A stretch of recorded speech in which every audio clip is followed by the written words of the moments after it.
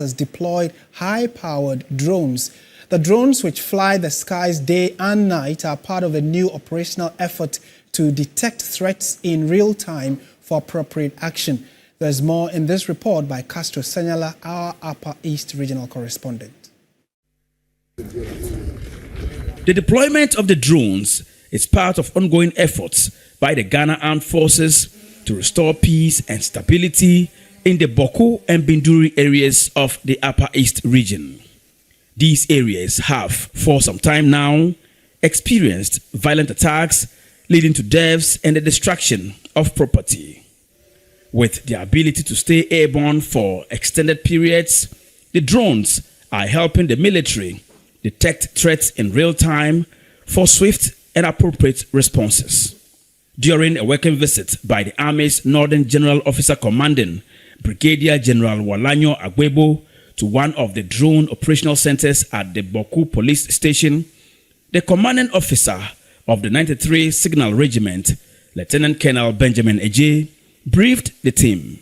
Mentioned by the DTF commander, there's some bit of tension as to on the uncertainty from the verdict. So we continue to monitor the situation. We also had a team on standby at the disposal of the DTF in case of anything, also rushing to give them support. In addition to the drone deployment, the military has also expanded its operations in the Bawku and Binduri areas and created new military checkpoints. We don't want anything untoward to happen. That is why we are here. As we went around, you could see that we have a lot of checkpoints, military checkpoints. This is to research vehicles and what have you. Now, we have reinforced the whole unit over here with so many men from other units to ensure that whatever happens, we should be in control. As the military continues its efforts to restore peace and stability, it has called on residents of Bawku and Binduri to embrace peace. We have special forces that are on the ground. We have a lot of drones that are also on the ground. And we are using the drones to monitor movement in the whole of Bawku general area.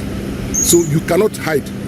We have come very far as this peace in Bawku is concerned. They should just abide by that.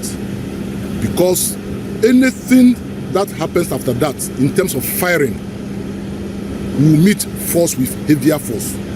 The tribal chieftaincy conflict has heavily affected socio-economic activities in the once vibrant town of Bawku. Castro Senyala, TV3 News, Bawku.